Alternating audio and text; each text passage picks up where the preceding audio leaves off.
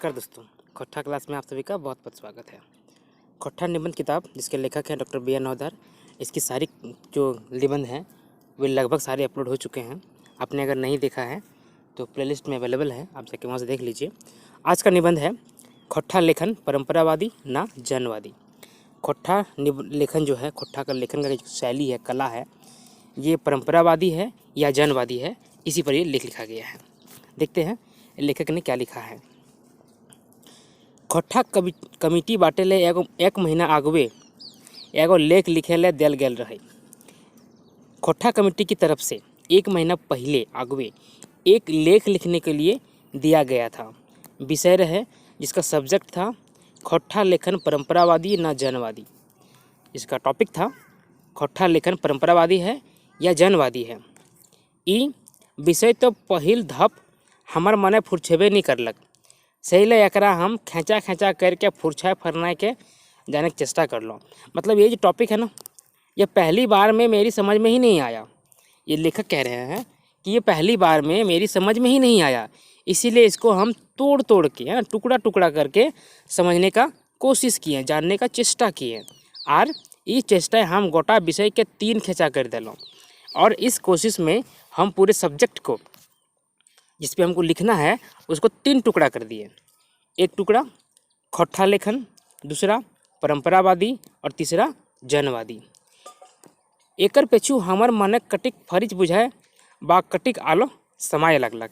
इसके बाद, ठीक है, ये तोड़ने के बाद जो है हमारे मन में इसके प्रति या इस टॉपिक को लेकर थोड़ा सा मन साफ हो गया, या उसका रोशनी मुझे समझ में आया। मतलब खोट्ठा लेखन जो है वो कैसा लिखा हुआ है, या कैसा लिखा होना चाहिए, परंपरावादी या जनवादी। तैयो हमर मने एगो खुदखुदी रह जा है, जब खोट्ठा लेखन घेंचाए ई गाली हवेक चाही ने आर कोनो दोसर तेसर भाषा लेखने बा जे कोनो भाषाएं दुनिया उखड़वल जा रहा है तकरो लागे। मतलब ये खोट्ठा भाषा के प्रति गाली होना चाहिए कि इसका तय ही नहीं है ये परंपरावादी है या जनवादी है, या दूसरे भाषा के प्रति भी ये वही चीज़ होना चाहिए जो अभी जिसका जो लिखा नहीं गया है या अभी लिखा जा रहा है उनके प्रति। खैर, दोसर तेसर भाषा छोड़ा, यहाँ तो खोट्ठा सवाल है। दूसरे तीसरे भाषा को तो बात नहीं कर सकते हैं हम लोग अपना भाषा की बात करते हैं। हम लोग का सवाल है खोट्ठा का। हाँ, एक बात यहाँ हम मान के चलो हों, जब खोट्ठा लेखन कैसन होवे चाहिए की ले कि खोट्ठा लेखक कैसन है तकर तो सवाले नखै की ले कि खोट्ठा आया तो अखन बेसी लिखाइल नखै। हाँ, जे कोनो लिखाइल है ढेर कम है। एक बात यहाँ हम मान के चलते हैं कि खोट्ठा भाषा का लेखन कैसा होना चाहिए वो इम्पोर्टेंट है। खोट्ठा भाषा का लेखन कैसा है उसका तो सवाल ही नहीं है, क्योंकि अभी तक खोट्ठा में ज़्यादा लिखा नहीं गया है ना, ज़्यादा लिखा नहीं गया है, और जो भी लिखा गया है ना वो बहुत कम है, पर्याप्त नहीं है। तो हमने खोट्ठा लेखन परंपरा के दोसर भाषा के लेखन परंपरा से जोड़ नार के देखिए दरकार है। इसलिए हमारे खोट्ठा के लिखने की परंपरा को दूसरे भाषा के लिखने की परंपरा से जोड़ कर देखने का ज़रूरत है। हाँ, तो एखन तक बा आज से कटी बच्चर आगू तक गोटे दुनियाए साहित्य लिखे की परंपरा रहा है। आज तक या आज से कुछ साल पहले तक पूरे दुनिया में साहित्य लिखने का क्या परंपरा था, कैसा परंपरा था। आज तक हमने साहित्य लिखे परंपरा बा चल रहा है एगो आदर्श व्यक्ति के, आदर्श जीवन दर्शन, आदर्श समाज, आदर्श राज्य, आदर्श देश, आदर्श दुनिया जैसन खामख्याली चित्रण करे। साहित्य लिखने का परंपरा था किसी आदर्श चीज़ को दर्शाने का, उसका चित्रण प्रस्तुत करने का, उसका चित्र बनाने का, है ना, चाहे वो आदर्श व्यक्ति हो, देश हो, जीवन दर्शन हो, समाज हो, इन सब का। कल्पना मने मन गुड़ चिरा खाए के, कल्पना करने का या फिर मने मन गुड़ चिरा खाने का। गुड़ चिरा खाने का एक मतलब कहावत है, इसका अर्थ होता है मन ही मन खुश होना, अपने अपने में खुश होना। ठीक है, अपने अपने में खुश होना। मैंने कि जेटा हामिन ठीक नखई ना जकर हवे कोनो संभावना है, मतलब जो ना हमारे पास है और ना ही होने का संभावना है, जकर संभव हकई हवे कोनो तर्क सम्मत विज्ञानी आधार भूमि नखई। मतलब जिसका संभव होने का कोई वैज्ञानिक आधार नहीं है, कोई ज़मीन नहीं है, कोई उसका बेस नहीं है, वैसा। आर ई मरीचिका पावेले जुग जुग ले साहित्यकार गुलेन भेड़िया धसान दौड़ लगावले आयल हथ। और संगे संगे गोटा मनुख जात के ई आंध्रा भेड़िया धसान दौड़े दौड़े ले उल रौले आयल हथ।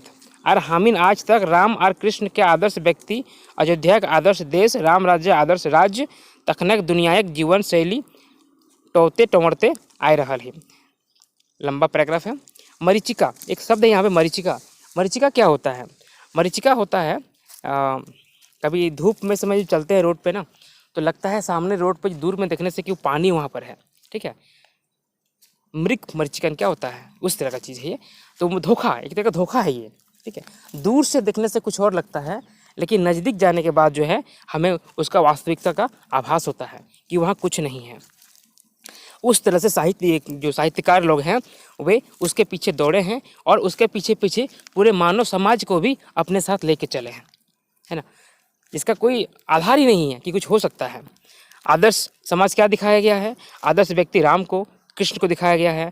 आदर्श देश अयोध्या को दिखाया गया है। राम राज्य को आदर्श राज्य दिखाया गया है ना। और सब इसके पीछे पीछे चलते गया है, खोजते खोजते, उसी के खोज में। इतने नहीं, आर ओकरे आदर्शों मान रहल ही आर अपन समाज, देश, राज और गोटे मानुक समाजक एगो आदर्श रूप में देखे के चेष्टा कर आयल ही, मकिन आजू तक कैटको सफलता मिलल है। इतना ही नहीं, उसी को आदर्श मान के चलते आए हैं, है ना। इसी को हम लोग आदर्श मान के चलते आए हैं, लेकिन आज भी हमारा देश समाज उस आदर्श को प्राप्त कर सका है क्या? नहीं कर सका है। आज देश का आदर्श लीजिए, देश का हालत लीजिए, क्या राम राज्य जैसा है? नहीं है, जबकि उसी को आदर्श मान के चला गया है। नाय, है ना, इसका जवाब लिखा है नाय। सफलता नाय पहली, उल्टा आरो बाज गेली। सफलता तो नहीं मिला, उल्टा और फंस गए। बाज गेली मतलब फंस गए। मैंने बुझे गेली और बाज गेली, समझने के लिए गए लेकिन उसी में उलझ के रह गए, फंस के रह गए। सफलता पावे कोनो सवाले न है कि लेगी ई आदर्शक आधार जे रहे खामख्याली विचार मनक उड़ान। सफलता पाने का कोई सवाल ही नहीं है, क्योंकि इसका आधार जो था ना, कुछ ठोस आधार ही नहीं था, वो खामख्याली था, ख्याली पुलाव था, ठीक है। इसलिए आधार होने का कोई इसका संभव होने का कोई सवाल ही पैदा नहीं होता है। आर ई मनेक उड़ान कल्पना के यथार्थ व आया से कौनो नताय गोताय न है। और इसका जो है, इस उड़ान का, मन के उड़ान का यथार्थ से, वास्तविकता से कोई संबंध ही नहीं है, कोई लेना देना ही नहीं है।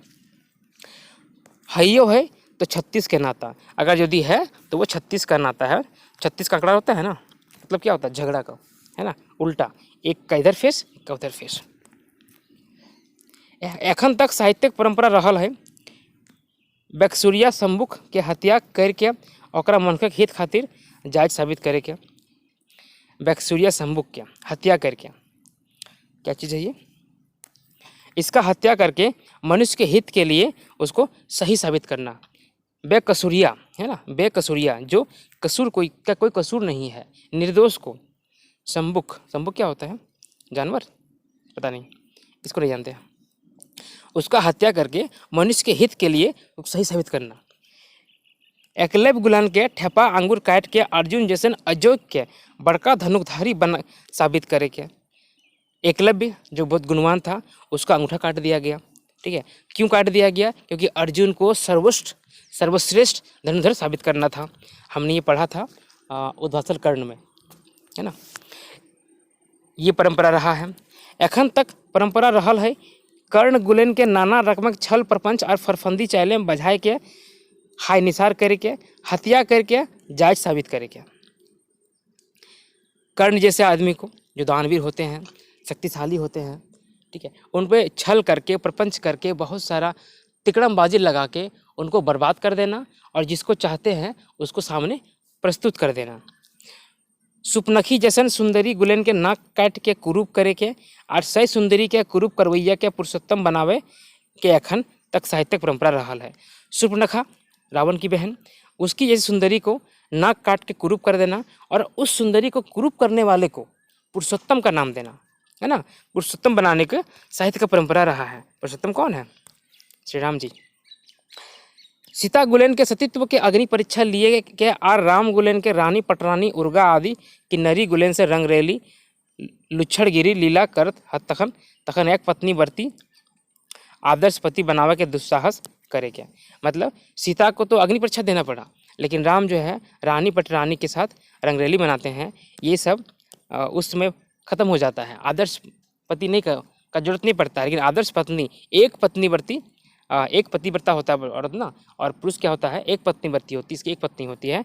ये सब यहाँ पे बंद हो जाता है और आदर्श पति बनाने का दुस्साहस करता है। परंपरा रहल है, इसका परंपरा रहा है, साहित्य में ये दर्शन रहा है, साहित्य लिखने का ही परंपरा रहा है।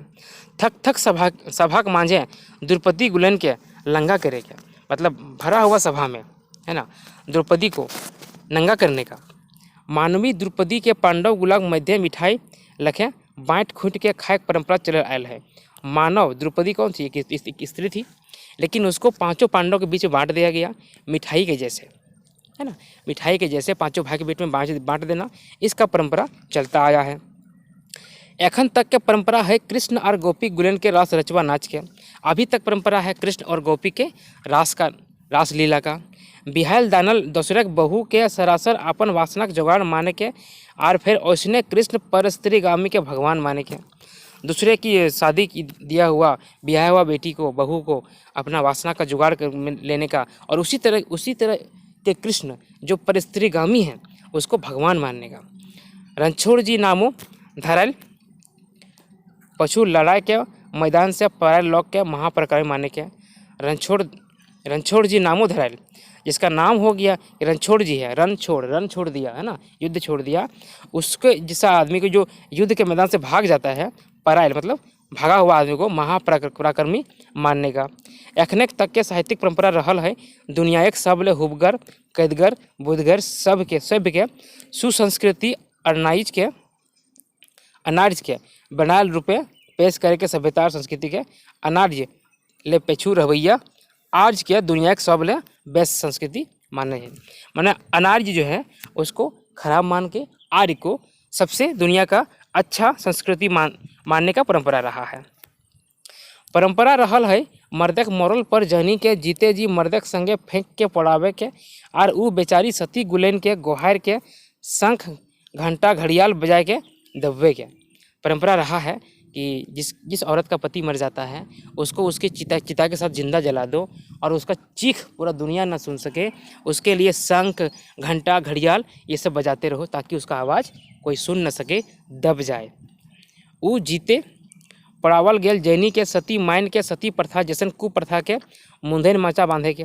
उस जिंदा औरत को जला के सती मानकर सती प्रथा जैसे कुप्रथा को इसको बढ़ावा देने का मुंधेन माचा बांधे। मतलब घर का जब छत बनता है ना उसको मुंधेन कहते हैं, मतलब जिसको क्या कहते हैं, जिस चीज़ का टॉप फिक्स होता है, जिसके नीचे सारा कुछ लाइज करता है रहता है, जिसके नीचे सब कुछ वास करता है ना, वो बनाने का मतलब इसका छत बनाने का, इसका एक श्रय बनाने का, श्रय बनाने का, है ना। एखन तक के परंपरा रहल है, अभी तक यही परंपरा रहा है। दुर्योधन अन्यायी के गौरैती करवैया भीष्मक महापुरुष के संज्ञा से विशुभित करेंगे। दुर्योधन जैसे अन्याय को, ठीक है, भीष्म जैसे महापुरुष के साथ देने का। पराशर गुलेन बाटले मच्छोदारी गुलेन के जौन शोषण करे और ओकरा जायज साबित करे के। सरेआम गुरु पत्नी के अपन हवस के शिकार बनवैया इंद्र के देवराज माने के। अपने गुरु की पत्नी को अपना हवस का शिकार बनाने वाले इंद्र को देवराज मानने का एखन तक के साहित्यिक परंपरा रहल है। अभी तक साहित्य का ये परंपरा रहा है। काम के हीन नजरें देख के और भाग्य के जीवन मुख्य चीज माने के। काम को हीन नज़र से देखना और भाग्य को जीवन का मुख्य चीज़ मानने का ये रहा है। मतलब काम हम नहीं करेंगे, भाग्य में है, किस्मत को, है ना, किस्मत को जीवन का मुख्य चीज़ माना गया है। बैस के बेकार और बेकार के बैस कहे के, अच्छे को बुरा और बुरे को अच्छा कहने का। और सब ले बड़ बात कला साहित्य के जीवन खातिर नाय माइन कला साहित्य के काल साहित्य लागिन माने परंपरा एखन तक साहित्य लेखन परंपरा रहा है। ठीक है, कला साहित्य को कुछ नहीं मान के, कला नहीं मान के साहित्य के लिए परंपरा, साहित्य के लिए मानने का परंपरा एखन तक साहित्य लेखन का परंपरा रहा है। मकिन मार्क्सवादी विचारधारा के उगती व्यक्ति और सामाजिक संबंध, समाज, देश, राज्य, जीवन शैली, जीवन दर्शनक, साहित्य और कलाक नवा नवा व्याख्या करे के उता सुता हवे लागलक। तो गोटा पूर्णा मानदंड उल्टा पड़ गलक। लेकिन जैसे ही मार्क्सवादी विचारधारा का पदार्पण होता है, ये उपजता है, उसी समय समाज का संबंध, देश, राज्य, जीवन शैली, ये सारी चीज़ों में नया नया चीज़ होने लगता है और जो पुराना मानदंड था, पुराना जो आधार था, वो उल्टा हो जाता है, उसका पासा उल्टा पड़ जाता है। साहित्य और कला क्षेत्र खामख्याली, कपोल कल्पना, वर्णनिक जगह आया, वैज्ञानिक सत्य के ऊपर आधारित क्रिया प्रतिक्रिया और परिणाम के वर्णन हवे लागलक। ठीक है, कपोल कल्पना, ये सब जो कल्पना था, उन सब को चीज़ को छोड़कर, खामख्याली कल्पना को छोड़कर विज्ञान के सतह पर जो वास्तविकता है, जो आधार है, उसके स्तर से, उसके आधार से इसका वर्णन होने लगा। साहित्य और कला क्षेत्र यथार्थवाद, सामाजिक यथार्थवाद, प्रगतिवाद, जनवाद, सर्वहारावाद आदि ढेर वाद शुरू भय गलक। इसके साथ जो है ये सारी चीज़ें शुरू हो जाती हैं और ये सभी जैरे मार्क्सवाद के वर्ग संघर्ष द्वंदात्मक भौतिकवाद रहे और इन सब का जो मूल था, जड़ था, जिस आधार था, वो मार्क्सवादी का भौतिकवाद था, है ना। मार्क्सवादी का संघर्ष भौतिकवाद था, वास्तविकता था। नवा सामाजिक कल्पना फुरछाए लगलक, नया समाज का कल्पना जो यहाँ से साफ होने लगता है। ये कल्पना ईश्वर और शैतान, पाप और पुण्य, स्वर्ग और नरक कोनो शेष नहीं रहलक। इस कल्पना में न ईश्वर भी मौजूद है, शैतान भी मौजूद है, पाप भी मौजूद है, पुण्य भी मौजूद है, स्वर्ग और नरक भी मौजूद है। कोई शेष नहीं रह गया, मतलब कोई बाकी नहीं रह गया। गोटा दुनिया खुशहाल भई गलक, पूरा दुनिया जो है खुशहाल हो जाता है। जमीन के बराबर मौका मिले लागलक, कोनो वर्ण नाय, सबको बराबर मौका मिलने लगा, कोई वर्ण नहीं, ऊपर नीचे का कोई वर्ण नहीं, सब बराबर। कोनो धर्म नाय, सभी समान भई गलक, कोई धर्म नहीं, सब कोई समान हो गया। दुनिया व्यक्ति खातिर नाय, बिचकुल दुनिया व्यक्ति हराए गलक। दुनिया व्यक्ति के लिए नहीं, बल्कि दुनिया में व्यक्ति खो जाता है। क्या लिखा है? दुनिया व्यक्ति हराए गलक, इस संसार में व्यक्ति खो जाता है, अपने काम में मगन हो जाता है। भारतीय साहित्य ई हवा 1936 के मांझा मांझी अयलक। भारत में ये जो सिस्टम है मार्क्सवादी की विचारधारा, ये 1936 के बीच में आता है। 1936 ईस्वी के मुल्कराज आनंद सज्जाद जहीर जैसन लौकिक चेष्टाएँ भारतीय प्रगतिशील लेखक संघक पीड़ा बांधाई गलक, जकर पहिल अधिवेशन प्रेमचंद्र जी सभापति रहत। ठीक है, एक अधिवेशन होता है जिसमें इसका पहला सभापति प्रेमचंद जी रहते हैं। नाम सुने हैं ना प्रेमचंद जी का। प्रोग्रेसिव राइटर्स एसोसिएशन गो अंतर्राष्ट्रीय संस्था हलक एगो, है ना। और एक तारे भारत में ई अधिवेशन भेलक, एक ही संस्था था, इसी के बैनर तले भारत में एक अधिवेशन होता है। जोश महिलावादी सरदार जाफरी ई आंदोलन के संग ले चलना, ये नाम है ना। ये इस आंदोलन को अपने साथ लेके चलते हैं। शिव डॉन कुछ लिखा यहाँ पर है, कोई सिंह चौहान है। 1937 ईस्वी में विशाल भारत पत्रिका मार्च अंक प्रगतिशील साहित्यिक दरकारक ऊपर लेख लिखला और कहला, हमारा साहित्यिक नायक कला के लिए नहीं वरना कला संसार को बदलने के लिए है।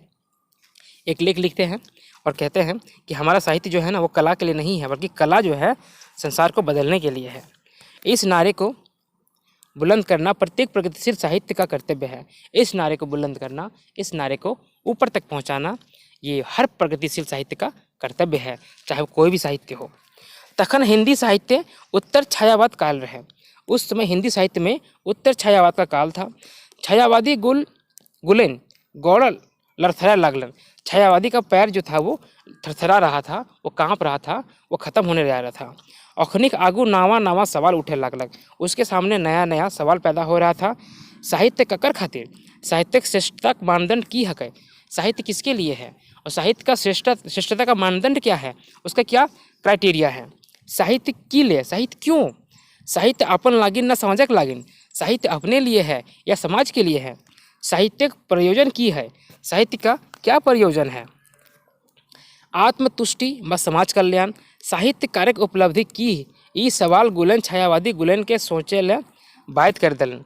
साहित्यवाद जो है, साहित्य का ये उपलब्धि क्या है, ये सब बात जो है छायावादी सबको सोचने के लिए मजबूर कर दिया। विशाल भारत पत्रिकाएं इलाचंद जोशी एगो लेख लिखला, छायावादक नाश की देवेलक। विशाल भारत पत्रिका में इलाचंद जोशी एक लेख लिखते हैं कि छायावाद का नाश विनाश कैसे हुआ, क्यों हुआ। कवि कर्तव्य लेके पंत जी लिखला, कवि का कर्तव्य लेकर पंत जी लिखे, छायावाद इसलिए अधिक नहीं रहा कि उसके पास भविष्य के लिए उपयोगी नवीन आदर्शों का प्रकाश, नवीन भावना का सौंदर्य बोध और नवीन विचारों का रस नहीं था।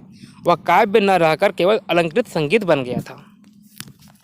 इतने न 1937 ईस्वी में पंत जी लिखला, 1937 में पंत जी फिर लिखते हैं, गा कोकिल वर्षा पावकन नष्ट भ्रष्ट हो जीर्ण पुरातन। जो पुरातन है प्राचीन है वो जीर्ण हो जाए, नष्ट हो जाए, भ्रष्ट हो जाए। आर फिर द्रुत झरो जगत के जीर्ण पत्र ई तर संज्ञा कवि प्रगतिवाद सूर रेघावे लगला।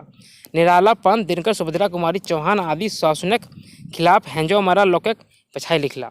मतलब शासन के जो शोषित थे, शोषण के खिलाफ ये लिखने लगे। एकर अलावे सुमन केदार गिरजाशंकर नागार्जुन मुक्तिबोध भवानी प्रसाद शमशेर महेंद्र भटनागर नरेंद्र शर्मा आंचल रामविलास शर्मा जैसन साहित्यकार कवि उगला। इनके बाद धीरे धीरे ये सब कवि का विकास होता है, सामने आते हैं। तखनों से अखनों तक आरो नावा जनवादी गीत रखवैया नित दिन उग रहल हत, मकिन प्रतिक्रियावादी परंपरावादी सब सिरायल नखथे ई माइन के चले चाहिए। उस समय से लेकर अभी तक नया नया जनवादी गीत वाले कवि जो हैं दिन ब दिन नित दिन हर दिन प्रतिदिन सामने आ रहे हैं। और लेकिन प्रतिक्रियावादी परंपरावादी जो लेखन है ना वो ख़त्म नहीं हुआ है, ये मान के चलिए, वो भी मौजूद है। किले की आदर्शवादी स्वर व परंपरावादी स्वर है कि पूंजीवादी व्यवस्था। आदर्शवादी या परंपरावादी जो स्वर है ना, ये जो भाषाएं हैं, वर्ड हैं, ये पूंजीवादी व्यवस्था है। मैंने एक बाघक अगवा फेकार, बाघ के आगे फेकार, मतलब बाघ के फेकार क्या होता है, एक जानवर है जो चिल्लाते रहता है ना। बाघ तो चिल्लाता नहीं है, जब दहाड़ता है तो पर जंगल को हिला देता है, और ये सब ऐसे चिल्लाते रहता है, उसके सामने बात कर रहा है। ऐसन बेराएं खोट्ठा भाषा जैसन क्षेत्रीय भाषाक साहित्यिक प्रवृत्ति की हवेक चाही कि ले खोट्ठा भाषाक साहित्य लिखे काम एखन शुरू भैल हक और खोट्ठा भाषा बेस सिरे समझ के डराएले गोटे दुनिया एगो पटतेर भाषा बनवे के दरकार है। अभी जो है खोट्ठा भाषा लिखना शुरू हुआ है, इसीलिए इसके साहित्य का जोर देना जरूरी है, इसको मजबूत करना जरूरी है ना, ताकि ये आगे जो है सही से चले। गोटे दुनिया एगो पटतेर भाषा बनवे दरकार है, एगो रीति नीति कायदा कानून मोहड़ा दिए के बनाए दिए के पूरे दुनिया में एक उदाहरण बनाने का, पटतेर उदाहरण बनाने का, भाषा बनाने का दरकार है, ज़रूरत है। और सारे दुनिया में एक कायदा कानून नियम बनाने का ज़रूरत है। बोकारो खोट्ठा कमेटी इस सवाल के एकदम आया पहरे उठेले है तकर लागिन धन्यवाद पावे काबिल है।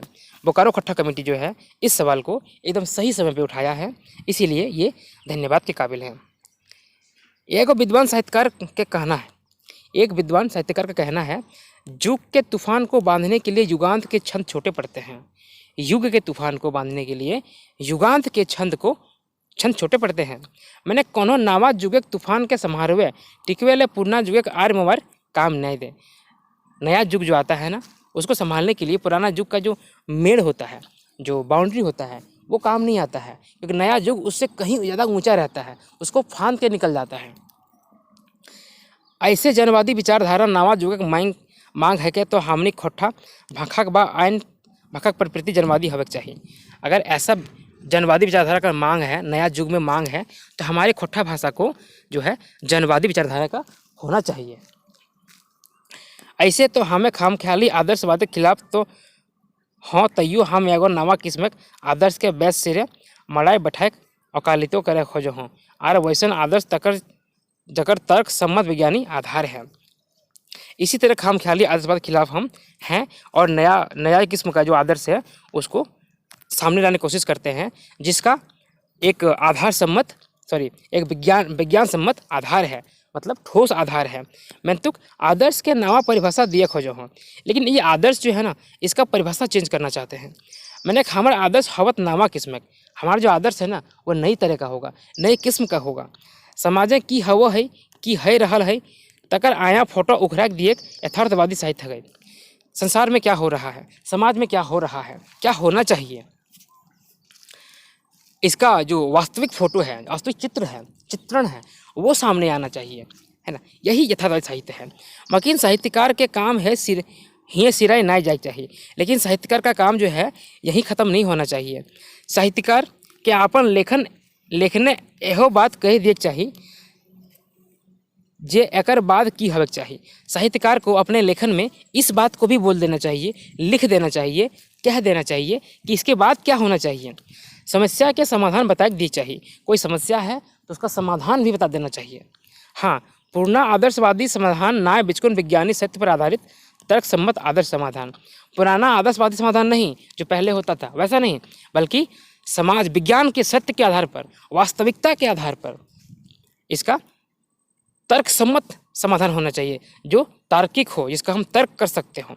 हम ये बात एगो खाट खुट पढ़ते दे के फुटवे चेष्टा करो। हम इसको हम एक छोटा सा उदाहरण दे के समझाने का कोशिश करते हैं।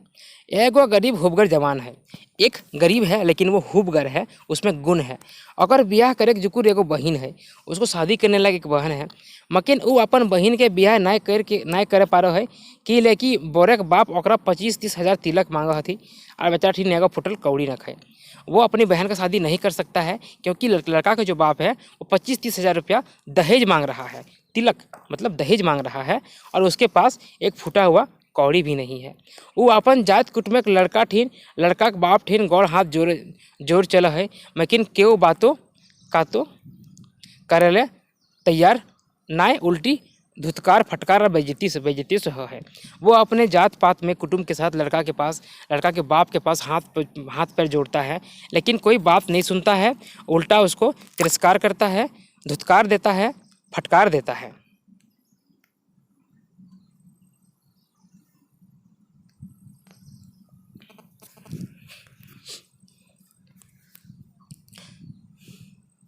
वो अपने जात कुटुंब के पास लड़का के बाप के पास हाथ जोड़ चलता है, लेकिन कोई उसका बात नहीं मानता है, उल्टी उसको धुतकार देता है, फटकार देता है और बेइज्जती भी करता है। हानिसार है क्या वो रात दिन नींद भूख त्याग के रिक्शा ठेला चलावे है, खाए पिए ठेकान नहीं रहला, बीमार पड़ो है। लास्ट में वो हानिसार होके जब उसको कोई उम्मीद नहीं बचता है, तब वो दिन रात अपना भूख प्यास त्याग के रिक्शा चलाता है, ठेला चलाता है, खाने पीने का कोई ठिकाना नहीं रहता है और बीमार पड़ जाता है। खून बोकल है, टीबी का शिकार हुआ है, खून का उल्टी करता है, टीबी का शिकार हो जाता है, तैयो अपन बहन के हाथ 25-30 हज़ार तिलक दे के पियर करो है।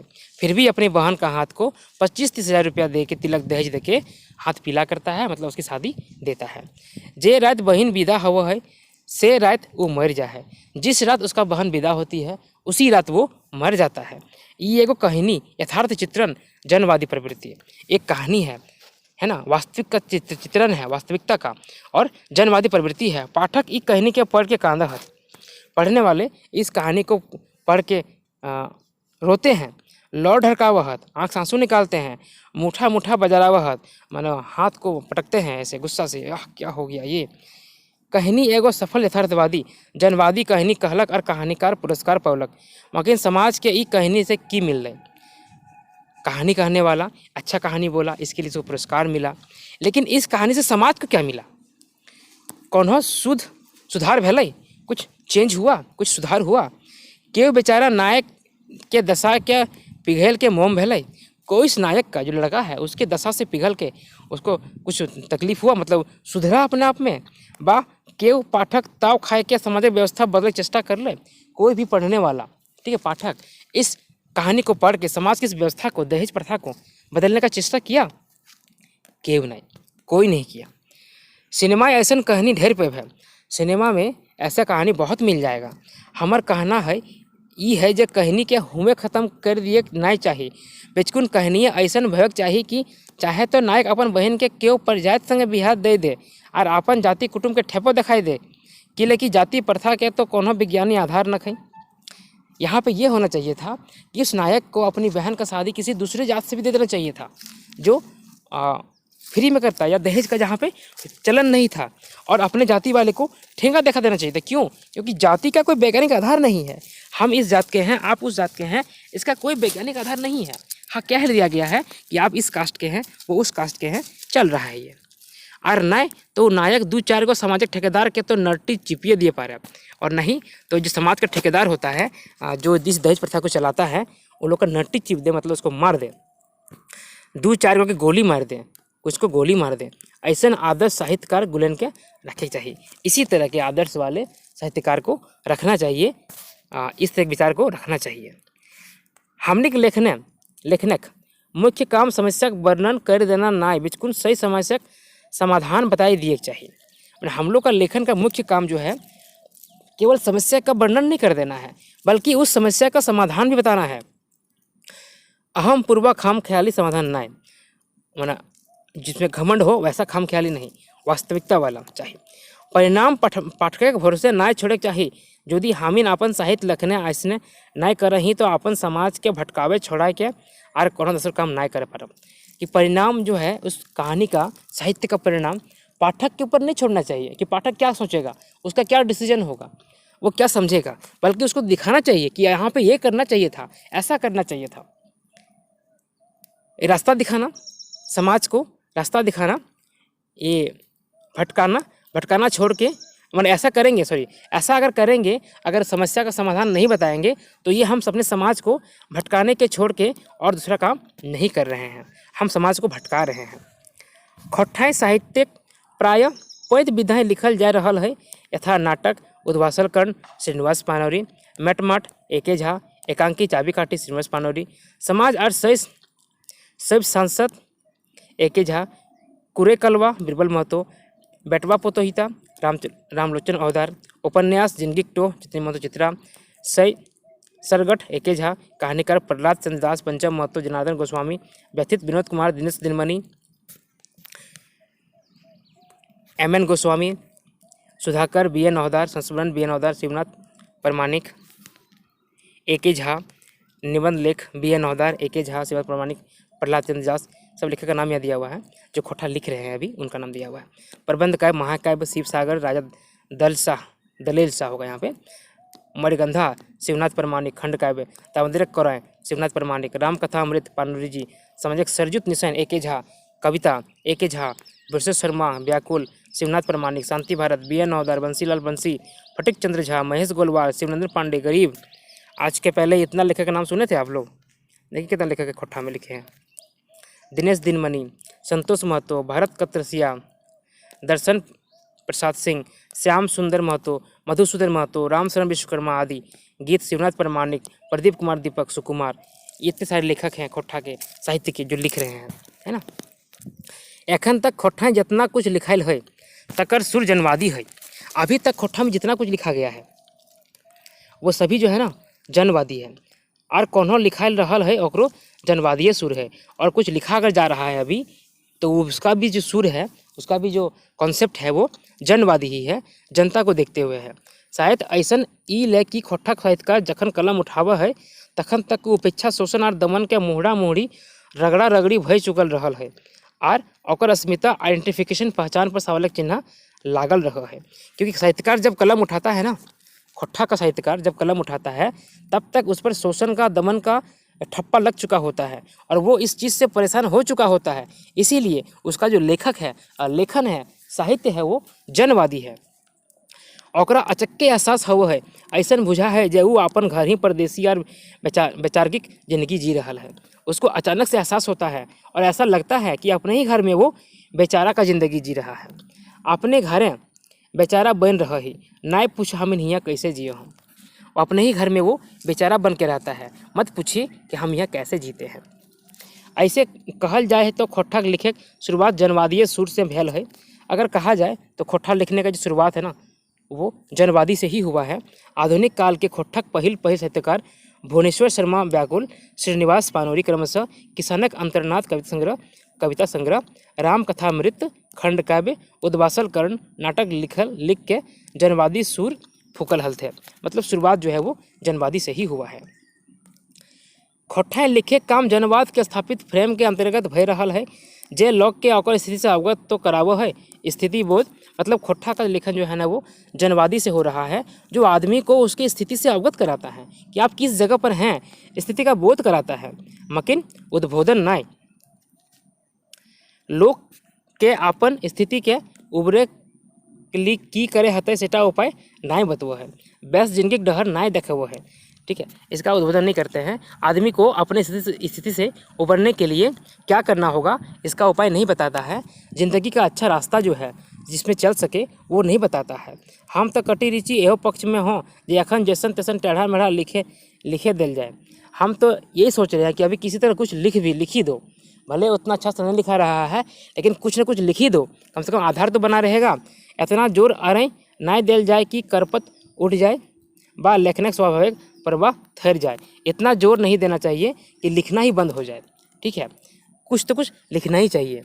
हमर ऐसा कहे के माने ई भावे ना लेल जाए हम अरे अंकुश लगावे के पक्ष में नखों कि हम, मेरे कहने का मतलब इस तरह से मत लिया जाए कि हम जो जनवादी है उसको रोकना चाहते हैं। नहीं, जनवादी होना चाहिए, लेकिन जब तक जनवादी पूरी तरह से फलीभूत नहीं होता है तब तक जैसे चल रहा है वैसे चलने देना चाहिए।